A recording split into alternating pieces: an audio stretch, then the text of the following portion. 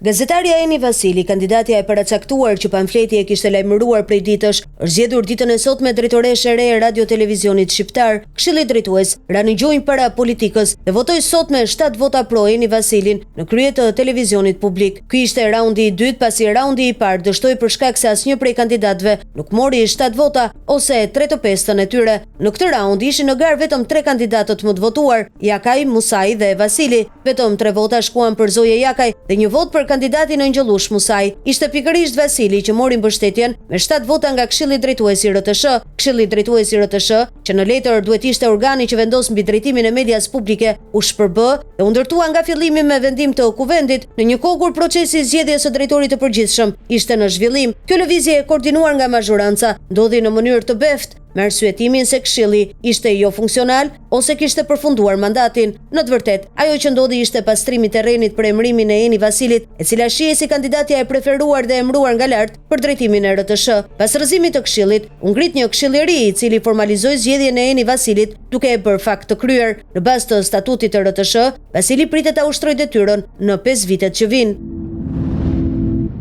Një ngjarje e rëndë është regjistruar në Ostren të Bulqizës. Xhelal Mziu, kandidati i PD në qarkun e Dibrës, ka grushtuar punonjësin e njësisë administrative, Kalosh Murra. Punonjësi i njësisë Kalosh Murra mban detyrën e përgjegjësit të ndihmës ekonomike. Sipas burimeve, mësohet se ngjarja ka ndodhur pas mbledhjes së shtabit elektoral të PD Gollobord. Murra ishte në derën e zyrave të njësisë administrative, kur Xhelal Mziu është shkëputur nga grupi dhe ka vrapuar duke grushtuar punonjësin, tanë dëshmitarët në vendin e ngjarjes. Ngjarja ka ndodhur jashtë ambienteve të njësisë, ndërkohë bëhet me dije se i ka kaluar spak.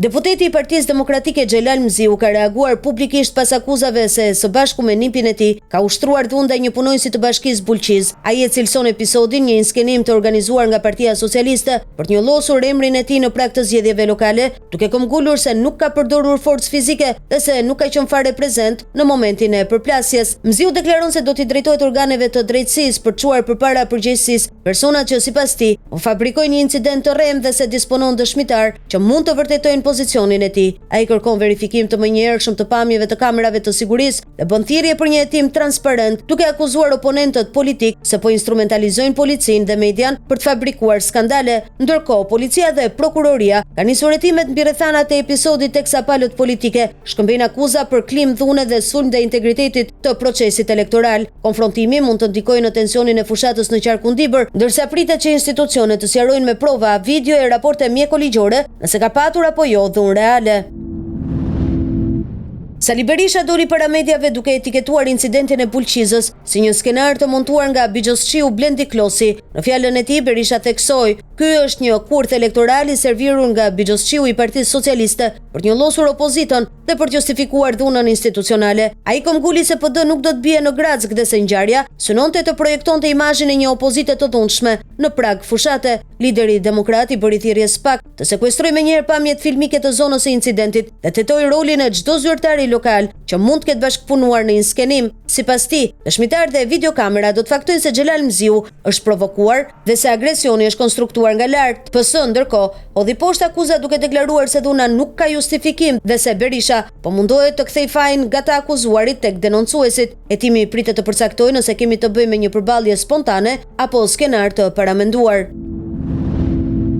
Kryeministri Edi Rama, duke folur në Shëngjin përpara strukturave lokale të PS, shpërtheu ndaj kritikëve që akuzojnë se e ka lënë veriun pas dore. Më bezdisin kur ma thon këtë, deklaroi ai, duke ritheksuar se qeveria e tij ka investuar në infrastrukturë dhe turizëm malor në qarkun Dibër, ku këse e tropoi. Rama premtoi një bum ekonomik të maleve dhe u betua se do t'i kthejë Alpet shqiptare në Zvicrën e Ballkanit. Sipas tij, projektet e reja të rrugëve panoramike, resortet në lartësi dhe lehtësitë fiskale për bujtinat do ta bëjnë veriun motor kryesor të turizmit katërstinor në dekadën e ardhshme. Ai krahasoi kundërshtarët me nostalgjik të së shkuarës që nuk shohin dot përtej tunelit. Megjithatë, banorët dhe opozita lokale i konsiderojnë premtimet spot elektoral, duke kujtuar se shumë rrugë të shpallura vite më parë mbeten ende në zhavor, ndërsa braktisja e fshatrave vijon. Analistët nënvizojnë se vizita në Shëngjin vjen pak para sezonit turistik, por veriu kërkon ende investime bazë në ujë, energji dhe mjekësi, çka e bën deklaratën për Zvicrën shqiptare më tepër propagandë se plan të matshëm. Në telefonin e Edi Ramës kanë bërritur këto ditë një numër i madh ankesash nga palë të ndryshme në zonat e Tiranës, duke sinjalizuar kështu një luftë të vërtetë brenda llojit mes kandidatëve të listës së hapur. Ndërkohë që Erion Braçi është përplasur me zyrtar të Bashkisë së Tiranës, zonat me konfliktin më të madh janë njësia 7 dhe njësia 6 në Kombinat dhe 14 në Kashar, Ysberisht. Molla e Sherrit ka qenë Blendi Gonxhe, i cili po shkel urdhrin e Edi Ramës për të bërë fushat vetëm në zonën që i është caktuar. Gonxhe ka aktivizuar armatën e punojësve të transportit rrugor, duke i shpërndarë në mënyrë kapitale në territor, kryesisht në Ysberishtin e vjetër, Astir dhe në Kashar. Siç mësohet, Gonxhe ka patur debate të ashpra me të deleguarin në zonë, Flaren Drecën, por edhe me të tjerë. Burimet bëjnë me dije se shqetësimet e palëve nuk kanë sjellë ndonjë përgjigje nga ana e kryeministrit, çka ka lënë të kuptohet se e gjithë kjo ka mbështetjen e heshtur të Ramës, i cili i trajton kandidatët me një standard preferencial dhe jo sipas rregullit të përcaktuar. Mësohet se tonet e përplasjes kanë qenë të larta, edhe në informacionet që kanë bërritur lart, pasi fushata e Blendi Gonxhes po trajtohet si një nxemje e betejës së madhe për kryebashkiakun e ardhshëm të Tiranës, nga që ka të dhëna se ai do të jetë kandidati i PS-s në Tiranë në zgjedhjet e pjesshme që pritet të mbahen pas 6 muajsh në disa bashki të vendit, lëvizje që është parashikuar nga Rama që të mos lërë Tiranën të vetme në një betejë epike që mund ta polarizonte edhe më tej situatën.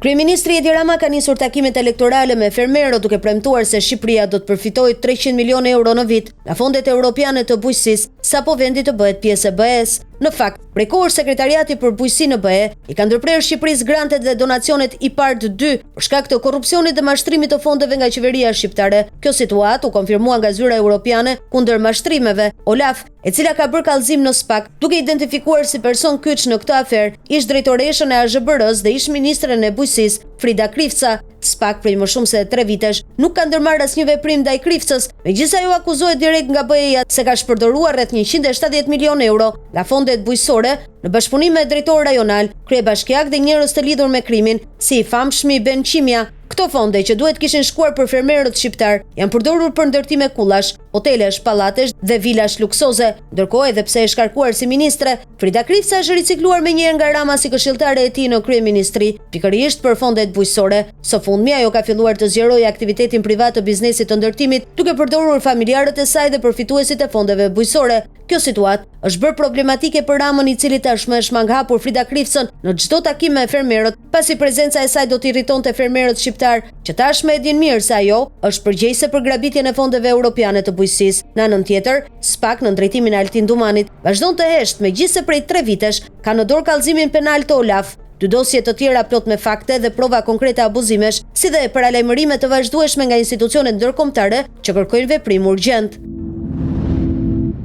Kreu i Euro-Atlantikëve Lulzim Basha ndezi skenën elektorale me formulën ironike 7-7 baraz me 313 për të përshkruar nivelin absurd të korrupsionit që sipas tij poshteron buxhetin e shtetit. Ai deklaroi se nuk ka lek për paga e pensione nëse nuk shkulen abuzimet shumë fishuese të pushtetit aktual. Basha premtoi se brenda 4 vitesh pensioni minimal do të ngjitet në 250.000 lekë të vjetra, ndërsa ai mesatar do të arrijë 450.000 lekë, financuar nga kursimet që do të vinë vetëm nga prerja e tentakulave të korrupsionit. Paketa përfshin indeksim të përvitshëm automatik, ngritjen e fondit të garancisë për moshën e tretë dhe rishikimin e skemës së kontributeve për biznesin e vogël. Basha paralajmëroi se çdo koncesion ose PPP me erë skandali do të auditohet dhe kur të provohet vjedhja, do të anulohet për të çliruar para drejt shtresave në nevojë. RTS në duart e mafias. A është Eni Vasili garancia e integritetit apo ura drejt interesave të fshehta të Ramës e Berishës për të ngritur kulla në vendin më të lakmuar të Tiranës? Eni Vasili tashmë është konfirmuar në krye të radio televizionit shqiptar, një zgjedhje që shumë kushte quajti të paralajmëruar dhe të paracaktuar nga elitat politike në pushtet. Por ajo që mbetet më shqetësuese nuk është vetëm procedura, por ajo çfarë pritet të ndodhë më pas. Burime të mirë informuara flasin për një projekt të heshtur dhe shqetësues, rafshimin e godinave historike të RTS-s për të bërë vend për kulla shumëkatëshe, pjesë e një plani të vazhdueshëm betonizimi që po transformon pamëshirshëm qendrën e Tiranës. Zgjedhja e Vasilit, një gazetare që shpesh është përfolur për qëndrime lehtësisht të përshtatshme ndaj linjave politike në pushtet dhe që njihet publikisht edhe si mikeshe ngushtë e gruas së kryeministrit, e vije dyshimi edhe mbi integritetin e institucionit publik më të rëndësishëm mediatik të vendit. Mjaftojnë disa kujtime të freskëta të pozicioneve të saj, ku interesi profesional dhe ai personal janë dukur shpesh të ndërturura në mënyrë të mjegullt, duke ngritur pyetje serioze mbi panshmërinë dhe pavarësinë e saj reale. Presidenti i Shqipërisë Bajram Begaj mori pjesë në një ceremoni solemne në Vatikan, u vendos në rreshtin e parë një nder i madh për Shqipërinë. Në këtë ceremoni morën pjesë rreth 200.000 persona, përfshirë 130 delegacione zyrtare, 50 krerë shtetesh dhe 10 monark, duke e kthyer këtë ngjarje në një nga më të rëndësishmet ndërkombëtare. Pjesëmarrja e presidentit Begaj në këtë ceremoni nënvizon rëndësinë e marrëdhënieve ndërmjet Shqipërisë dhe Selisë së Shenjtë, si dhe angazhimin e vendit tonë në çështje ndërkombëtare. Ky nderim i veçantë për Shqipërinë tregon respektin dhe vlerësimin që komuniteti ndërkombëtar ka për vendin tonë dhe për rolin e tij në promovimin e paqes.